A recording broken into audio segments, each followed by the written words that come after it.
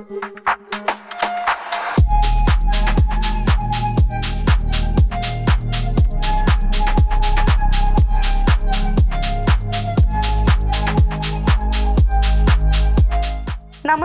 ലോകത്തിലെ രണ്ടാമത്തെ വലിയ ഓട്ടോമോട്ടീവ് എക്സ്പോയായ ഭാരത് മൊബിലിറ്റി ഗ്ലോബൽ എക്സ്പോ 2025 ന്യൂഡൽഹിയിൽ തുടക്കമായി.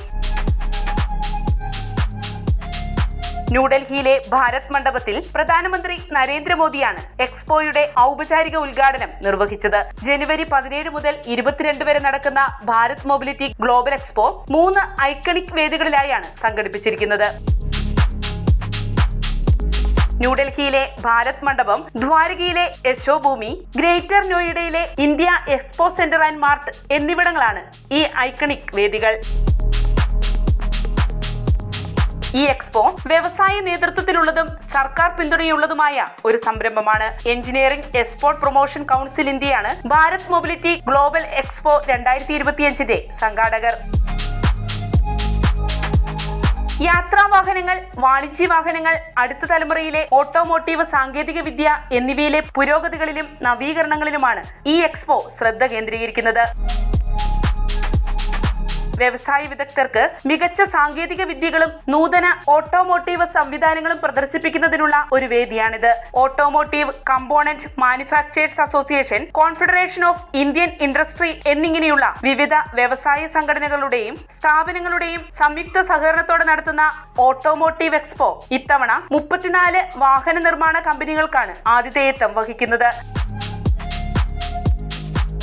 1986 ആരംഭിച്ച ഈ സംഘടിത പ്രദർശനമേളയുടെ ചരിത്രത്തിൽ ആദ്യമായാണ് ഇത്രയധികം വ്യാവസായിക സംരംഭങ്ങൾ പങ്കെടുക്കുന്നത്. അതുപോലെ തന്നെ ഇതുവരെ നടന്ന ഭാരത് മൊബിലിറ്റി ഗ്ലോബൽ എക്സ്പോകളിൽ ആകെ ഭാരത് മണ്ഡപത്തിലെ ഒരൊറ്റ വേദിയെ ഉണ്ടായിരുന്നുള്ളൂ. എന്നാൽ ഇത്തവണ അത് 3 വേദികളിലേക്ക് വ്യാപിപ്പിച്ചിട്ടുണ്ട്. Tata motors, Maruti Suzuki, Mahindra and Mahindra, Toyota, Kirloskar motor, Hyundai motor India, Kia India, Skoda auto, Volkswagen India തുടങ്ങിയ രാജ്യത്തെ വാഹന വ്യവസായ രംഗത്തെ പ്രമുഖ കമ്പനികൾ ഈ വ്യാവസായിക മേളയിൽ പങ്കെടുക്കുന്നുണ്ട്. കൂടാതെ BMW, Mercedes Benz, Porsche India, BYD തുടങ്ങിയ ആഗോള ആഡംബര ഭീമൻ കമ്പനികളും ഇതിൽ പങ്കെടുക്കും. ഇരുചക്ര വാഹന വിഭാഗത്തിൽ TVS motor company, Bajaj auto, hero MotoCorp, Honda motor cycle and scooter India, Suzuki motor cycle, Yamaha India തുടങ്ങിയ വ്യവസായ പ്രമുഖരുടെ പങ്കാളിത്തവും ഇത്തവണത്തെ മേളയ്ക്ക് ഉണ്ടാകും.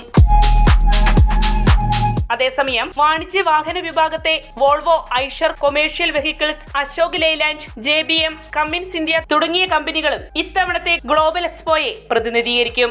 Other Energy, Ola Electric, TI Clean Mobility, Eka Mobility, Vietnam ആസ്ഥാനമായുള്ള വിൻഫാസ്റ്റ് തുടങ്ങിയ ഇലക്ട്രിക് വാഹന കമ്പനികൾ അവരുടെ ഏറ്റവും പുതിയ ഉൽപ്പന്നങ്ങളും സാങ്കേതിക വിദ്യയും ഈ എക്സ്പോയിൽ പ്രദർശിപ്പിക്കും. ഭാരത് മൊബിലിറ്റി ഗ്ലോബൽ എക്സ്പോ 2025 അഭിസംബോധന ചെയ്യവേ വ്യവസായ രംഗത്തെ ഇതിഹാസങ്ങളായ രത്തൻ ടാറ്റയുടെയും ഒസാമു സുസുക്കിയുടെയും സംഭാവനകളെ പ്രധാനമന്ത്രി അനുസ്മരിച്ചു. അവരുടെ പാരമ്പര്യം മൊബിലിറ്റി മേഖലയെ പ്രചോദിപ്പിക്കുമെന്ന് അദ്ദേഹം ചൂണ്ടിക്കാട്ടി. നിലവിൽ ഭാരത് മൊബിലിറ്റി ഗ്ലോബൽ എക്സ്പോ ആഗോളതലത്തിൽ രണ്ടാമത്തെ വലിയ ഓട്ടോമോട്ടീവ് എക്സ്പോയായി മാറിക്കഴിഞ്ഞു. അടുത്ത വർഷത്തോടെ ഈ എക്സ്പോ ലോകത്തിലെ ഏറ്റവും വലിയ ഓട്ടോമൊബൈൽ ഷോയായി മാറുമെന്നും ആഗോളതലത്തിൽ ഓട്ടോമൊബൈൽ മേഖലയുടെ ഏക സ്റ്റോപ്പ് ഡെസ്റ്റിനേഷനായി ഉയർന്നു വരുമെന്നും കേന്ദ്ര വാണിജ്യ വ്യവസായ മന്ത്രി പീയൂഷ് ഗോയൽ പറഞ്ഞു.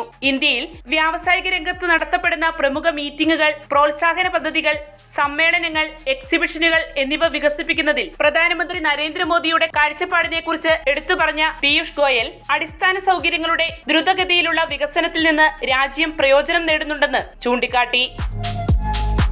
Atmanirbhar Bharat, make in India എന്നിവയുടെ പ്രതീകമായി ഓട്ടോ വ്യവസായം ഉയർന്നു വന്നിട്ടുണ്ട്.